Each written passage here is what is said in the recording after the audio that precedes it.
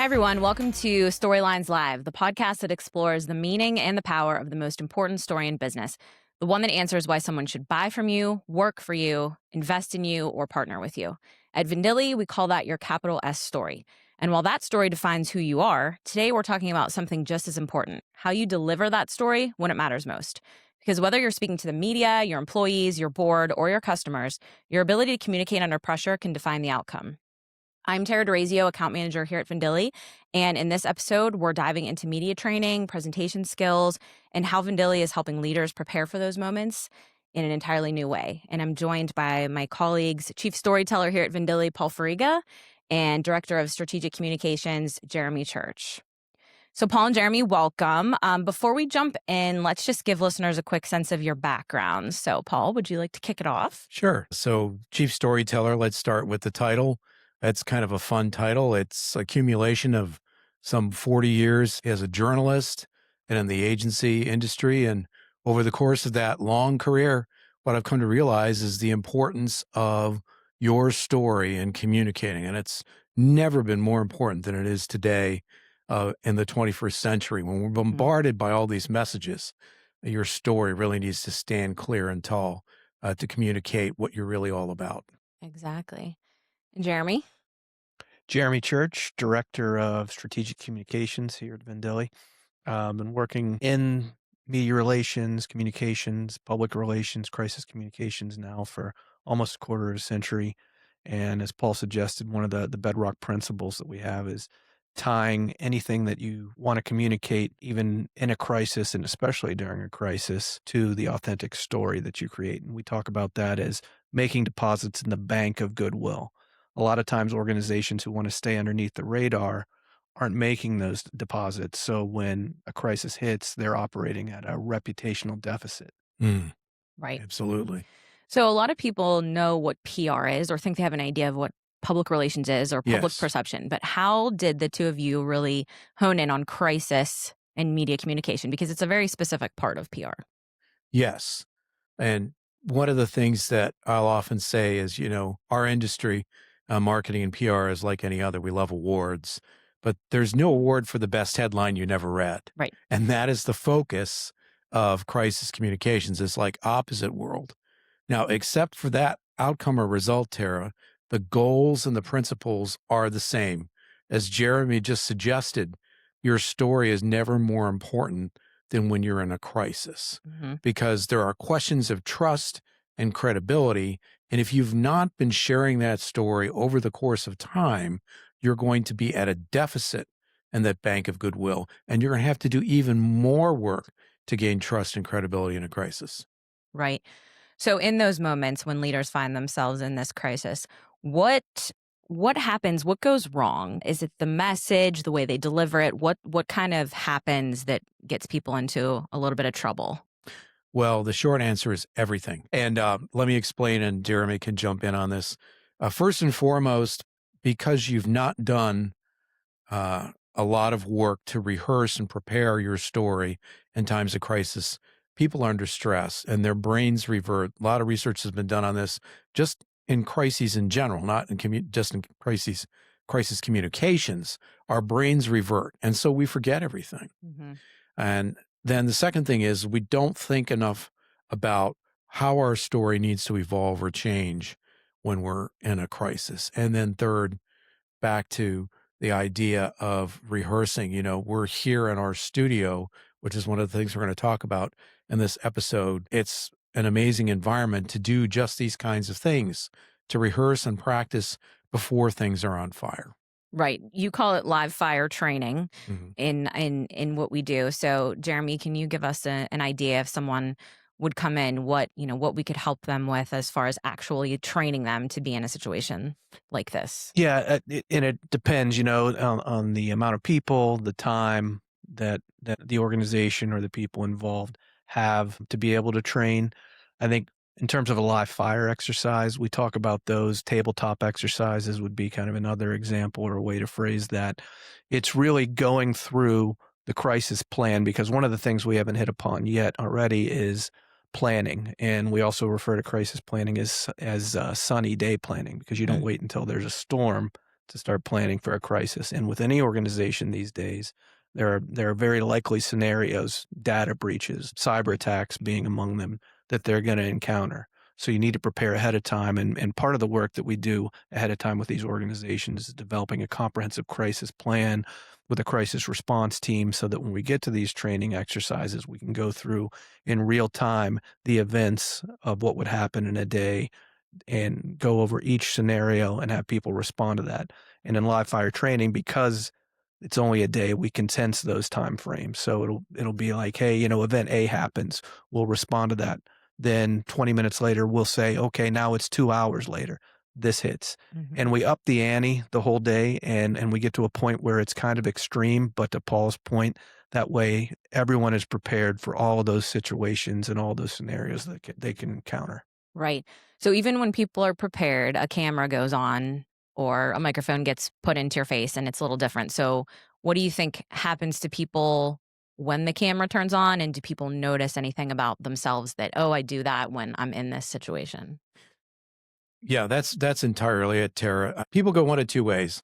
Number one, they either freeze because they're freaked out by the whole concept, or sadly, some of them think they've got it all nailed, and they create some of the most ridiculous video that should never be seen publicly. And the whole point of being able to be in an environment like this where you can train is to be able to see exactly how you're coming across on camera.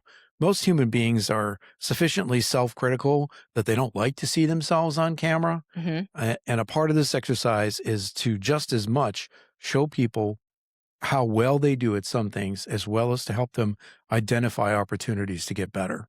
Right. Jeremy, anything you want to add to that in your experience? Yeah, just to expand a little bit on what Paul already said, they have a tendency to over-explain, forget their talking points, key messages. Yes. Increasingly, the sound bites that make the news are getting shorter and shorter, so you really need to stay on script. Right.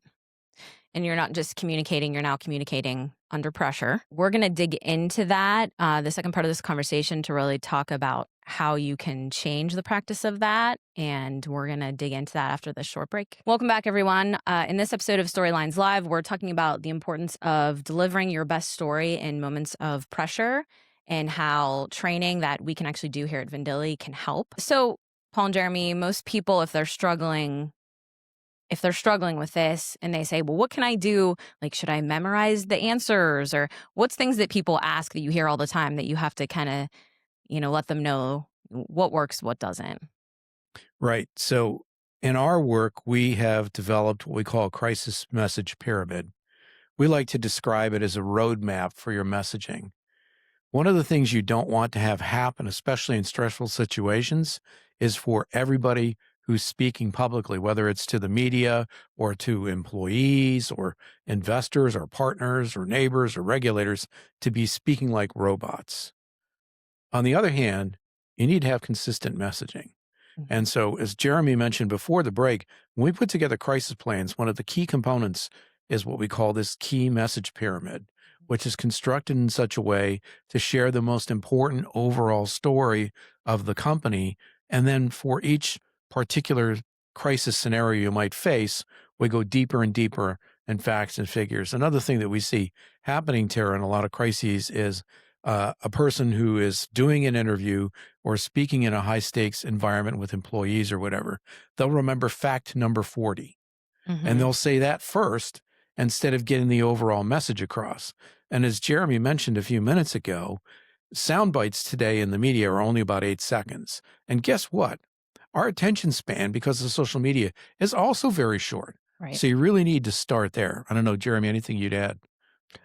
Yeah, just in terms of kind of tactical skills training, we also talk about that people discover about each other or themselves or others that they're watching, that they often lose awareness of their body language and the need to keep their hands in check or stay within what best-selling author Rene Rodriguez would call the influence zone. And that's that area from your shoulders down to your hip.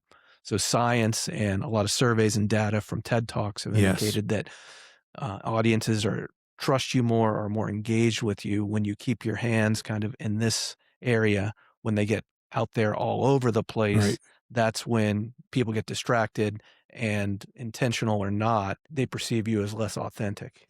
And this is why it's so important to have a studio to do this work in and have a Yes. camera, because you can practice all you want, but then you see yourself and you can kind of notice and pick up on some of these things that might be happening. Absolutely. Yeah. And just to quickly add to that, Tara, we put everybody who's going to be interviewed on camera, whether we're practicing a print interview or a radio interview or a TV interview. It's not just for TV because of what Jeremy just said. If you're being interviewed by a print reporter and you're doing all the things that Jeremy said, flailing like a wild person, the reporter is going to take in that there's something wrong, and that could be reflected in their reporting. You don't want that. You also don't want that if you're speaking to employees. Right. You don't want them to think that you're hiding something or that something's wrong if that's not the case. Right. So we are sitting in our studio, and you did mention that. So let's talk about this a little bit. So we have a couple podcasts here at Vendilli, and this is also going to be the space for, media training that we're talking about today. So let's just talk about this environment a little bit and how it changes how we can do this training really more in real time than just a webinar or people in a room. What is this studio going to afford us the ability to do? Well, so I'll start, and Jeremy, you chime in. Vendilli has had historically some truly great video capabilities, and we can shoot everything from internal training videos to commercials.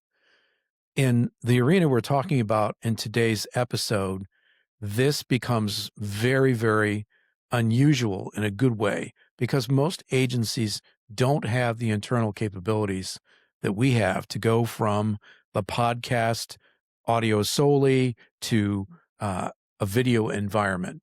And we also have the studio capabilities to do all the different varieties of setups that you would see when you're talking about media training. One shot with a camera, audio, print, this kind of environment, which is more a talk show like that a lot of our clients in non-crisis situations especially might find themselves in. I don't know, Jeremy, anything you'd add to that? Yeah, over the years, we've had to use a lot of outside resources for this type of training. And just from a logistics and cost and expense standpoint, it was a harder sell because we would have some of the training, presentation skills training, key message training, going over the message pyramids, either on site at the client's office, or we would have it at our own offices. And then we would have to truck across downtown Pittsburgh to another entity that no longer exists. And then when that fell apart, we had to go to a university, and there was always a fee involved. There was always a matter of getting internal resources there on staff and their cost. Just logistically, it became more difficult and more difficult to sell. Now here, thanks to this state-of-the-art environment that we've invested in, it's a one-stop shop. And just as we promote ourselves understandably and justifiably now as a fully integrated agency, now, you can bring everybody here in one day. You could bring them back the next day. You could go in groups, and it's all here on site because we own this building and we own this space. Right. So let's talk about someone is finding themselves in a crisis or in need of media training. They've been asked a question. Let's make it real, Paul. Can you give me an example of a bad answer, to a tough question that you've had people, experience? I think probably the one, even though it's a little old, that most people are familiar with, when the BP Explorer spill happened in the Gulf, probably 15 years ago now, I guess it is, the BP thought it'd be a great idea to have the CEO interview Tony Haywood. And so they had this interview, I think it was on ABC, where he was walking on the beach, and he and the reporter had their pant legs rolled up and they're walking in the surf. And one of the questions to him was, what is missing from all this, or what are you hoping changes? And he said, I want my life back. That was a terrible answer given in the moment. And I don't know if he wasn't prepared for it or what. He was later fired. I mean, he flew over to the United States from BP's headquarters in London on a $35 million jet. And he paid tens of millions of dollars a year. How can he relate to shrimp fishermen in the Gulf? Very simply, he could have made that a good answer. Yeah. And he could have done that by saying, I want everyone affected by this crisis to get their life back. Right. Now, notice, he's included in everyone. So that could be delivered with authenticity and credibility and inclusion for those most deeply affected. Right. And that's something, Jeremy, people think, well, the CEO has to be the spokesperson or whoever it might be on staff that they think, but sometimes that's not the right person. So how do we help people determine what we call kind of their crisis team? What does that Yeah. look like? One of the hallmarks that we talk about in a business story, regardless of whether or not it's a crisis, are the pillars of authenticity, fluency, and measurement.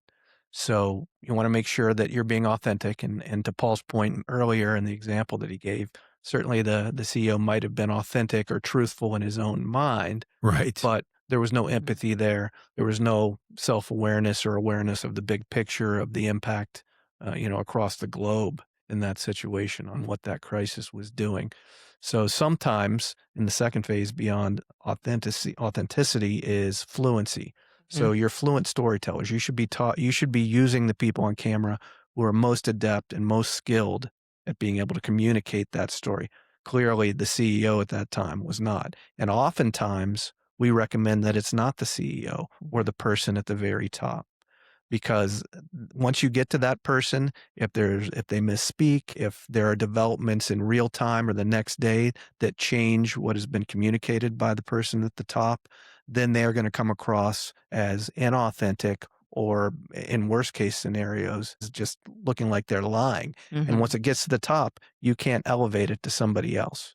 So Right. then reputationally, you're going to be in a world of hurt. And some of the other things that we talk about when it comes to crisis too are stopping the bleeding. That's the first step. You got to stop the bleeding. Right. And in that case, the BP CEO added to it. He And did. you're not going to be able to get to the second component of that, which is to win hearts and minds. You're not going to win hearts and minds until you stop the bleeding. And then the third component is restoring reputation. And you're not going to be able to restore your reputation unless you do the first two parts of it.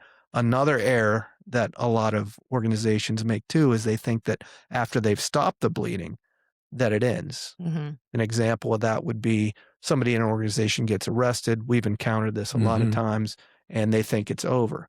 Well, every time there's a new Court hearing. a court hearing Yeah. or a new benchmark or a new occurrence Yes. within that legal process, news is going to pop up. So you got to make sure that you're monitoring that and adapting to that throughout the whole process. Just to add briefly to what Jeremy shared, think of the CEO like the king on a chessboard. The king is the most valuable piece in chess. It can make a limited amount of moves. And once the king is captured, the game is over. And it's fair to think of the CEO and crisis communications in that regard. Yes, there are times when the CEO should be speaking for the organization, and the CEO is always going to be involved in the crisis response process, right? But the fluent storyteller is probably somebody else. It might be a technical expert, somebody who's trusted in the organization. And then to Jeremy's other point, the restoring reputation is related to that third pillar, which we call reading the audience or engagement. And I'll bet most people listening or watching this episode don't realize that today, BP, as an example, is still spending tens of millions of dollars a year in the Gulf to restore its reputation and the businesses and industries that were harmed by this spill. In fact, I speak on this a lot, and I looked it up recently to keep it fresh. They don't expect to be done until 2030, which is 4 years away. So you can see that this concept of restoring reputation and keeping people engaged in a positive way can go on for quite a long time, depending upon the type of crisis you're talking about. Right. And one of the pieces of the training, one of the many pieces of the training we talk about is how you deal with and respond to questions from the media. And to Paul's point about fluent storytellers, that could be an outside agency like us who acts as a buffer between the organization that's handling the crisis and the media. Or if you have a large enough and adept enough internal team, they can handle it. But one of the other things we educate clients on who are handling crises is it's not like it is on TV or in the movies. When a reporter contacts you and asks for comment about the crisis that's happening, you don't have to immediately respond. You get their name, Right. You say what's their deadline, you tell them we'll get back to you. We have to check with the appropriate person to talk about this, so you have some time. Right. And ideally, that response and or the questions can come via email, so you can control the narrative, you can control the Yes. message that you're getting back, and that if it appears in print, for example, or on TV, usually they would use the whole statement. You keep it brief, but you use that whole holding statement. Right. Is another term of art that we use in terms of creating these type of things. Yep. And beyond that, you're going to ensure that it's not getting to the CEO, or in the case of that BP example, you're going to ensure that you are adding that protective layer to the mix. So it's not catching somebody on camera in their worst possible moment, unprepared, unable to respond in the right way. You know, one of the other things that we talk about is beyond the misspeaking aspect of it is people just want to say no comment. The camera gets in their face, they panic, they're not prepared, they haven't gone over the key messages, and they say no comment. So immediately, Tara, what comes to mind if I'm under fire, you put a camera in my face, and I say no comment? What do you think I'm doing? Yeah, I think he's hiding something. You're hiding Exactly, something, you're you're lying. lying. Yeah. 60 Minutes is still around Yes. 50 some years later, or Yeah. whatever Right. it is. A lot of people might or might not remember Mike Wallace, the late Mike Wallace, but he was known for that. He would Ambush hover around, people. ambush people, and Yes. you know, nobody was That prepared. still happens. Yeah. Yeah. The reporter doesn't have to be Mike Wallace, right, Jeremy, for Yeah. somebody to get ambushed. Yeah. And we've been talking, we keep saying crisis, but I think what we didn't cover is there's crises and then there's issues, Yes. right? So there's things that aren't technically a crisis. So Right. explain to the audience kind of what falls under maybe something that's just an issue that maybe isn't a crisis. Okay. So even if you're a bad cook like me, you understand the difference between something that's boiling and something that's simmering. Yeah. So an issue is important, but it's like the pot on the back of the stove that's simmering. You got to watch it, but you don't want to overreact in terms of what's happening. Now, a crisis is that boiling pot there on the front burner, and you need to act quickly and turn the temperature down and get control of the narrative. Right. An example of that would be negative comments on a social media platform, right? Somebody comes in, they're trolling, they're trying to get a response, Yes. and then you start engaging and you turn what could be a minor issue into a full-blown crisis based on your response, and other people who are following that conversation react to it, and then it becomes kind of a gang mentality where everyone is piling on. Yes. Whereas a best practice a lot of times is you don't want to, you know, delete all the comments. You want to try and acknowledge the comment, right, and then take the conversation offline. So that's an example. We had another client years ago too that knee-jerk, you need to make sure that you're reading the audience. Right. They had put up Christmas trees in all of their offices. Right. And, you know, they had one comment complain about a Christmas tree, and instead of explaining the rationale for that, the justification, the history behind it, trying to engage offline, they immediately took all the Christmas trees down in all their locations across the country. And then that single issue became a full-blown crisis because everyone else was reacting to the fact that, you know, they took down all the Christmas trees. Actually, what happened there is very, very interesting. It's similar to what you just said. It was a Christmas tree in a waiting room in a health organization. A mom came in with a sick kid and saw the Christmas tree. Of course, they had to wait for a long time. Then they came back 2 days later because guess what? Like happens a lot. The kid was still sick and they had to wait again a long time, but the Christmas tree was gone.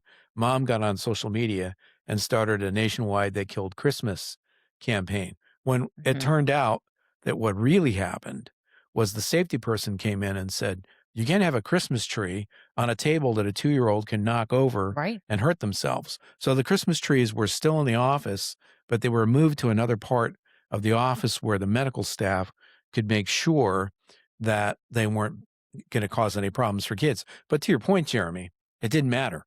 By then, the horse was out of the barn and over the next hill, and it was a full-blown social media crisis. Yeah.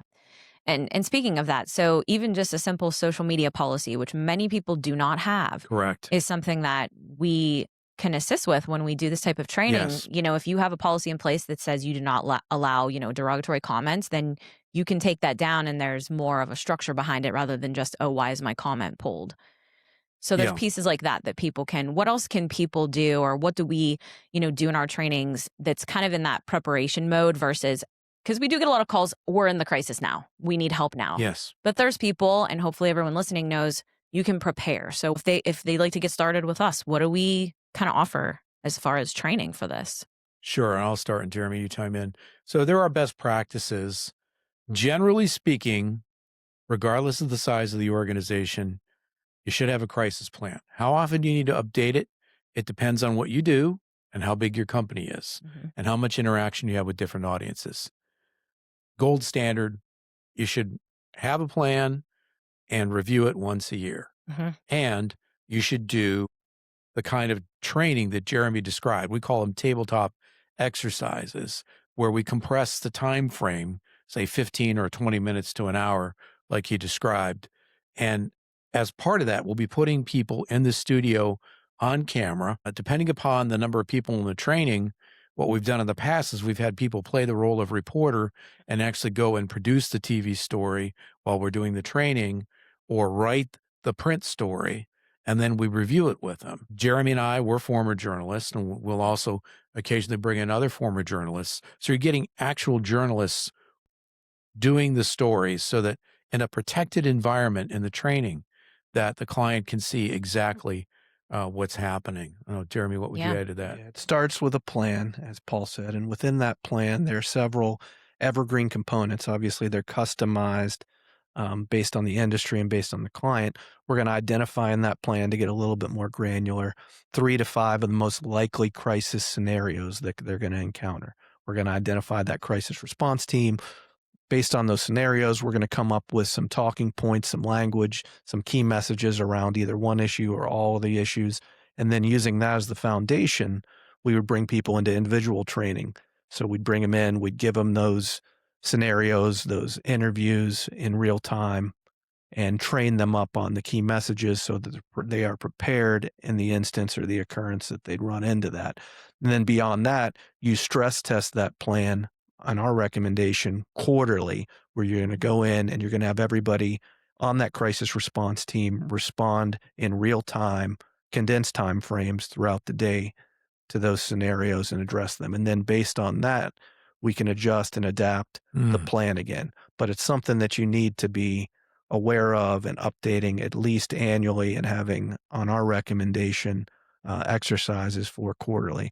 And when you talk about crisis planning, and Paul has talked about this a lot, it's like insurance. You don't need it until you do. Yeah. And it's not a matter of if a crisis is going to happen to your organization, it's when. Right. So you need to be prepared. Yeah. Right. And just to add to that real quickly, I speak on this topic a lot to business groups.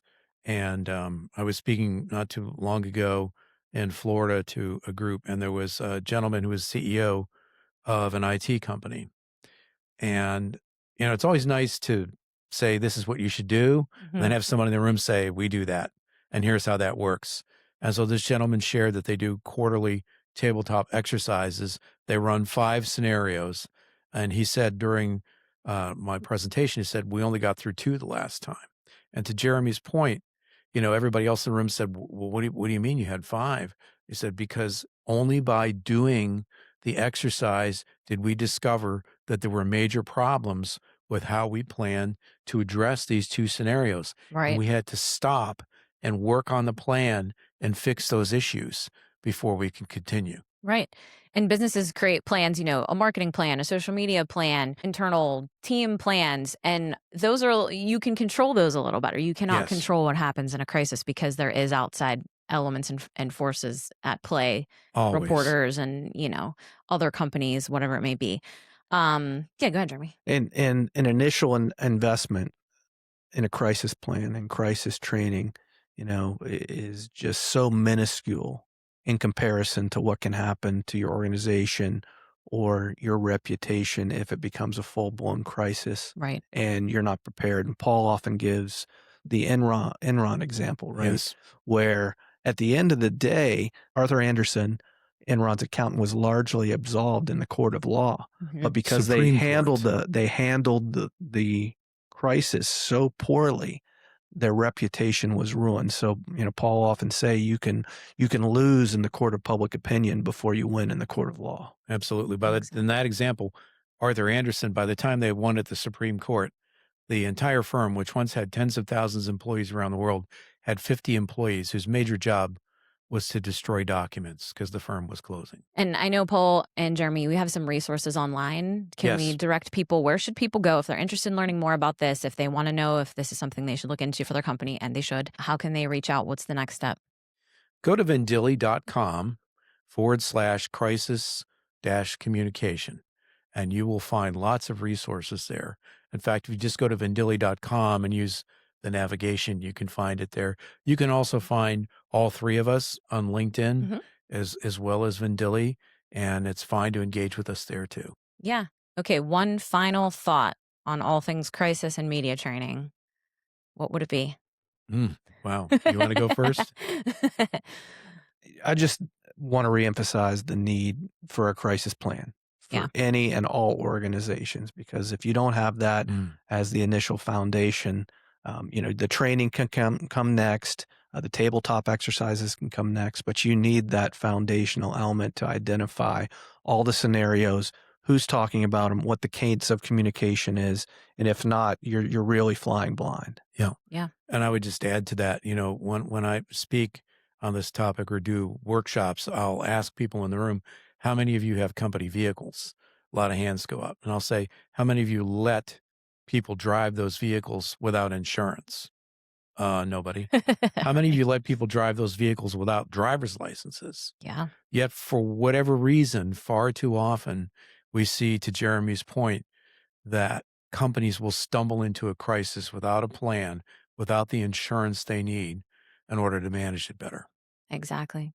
Well, thanks to Jeremy and Paul for joining us today on Storylines Live to talk all things crisis and media training. If you're interested in learning more, we'll have all this information in our show notes. And as Paul said, vendilli.com, and also find us on LinkedIn. Thanks for watching. We'll see you next time.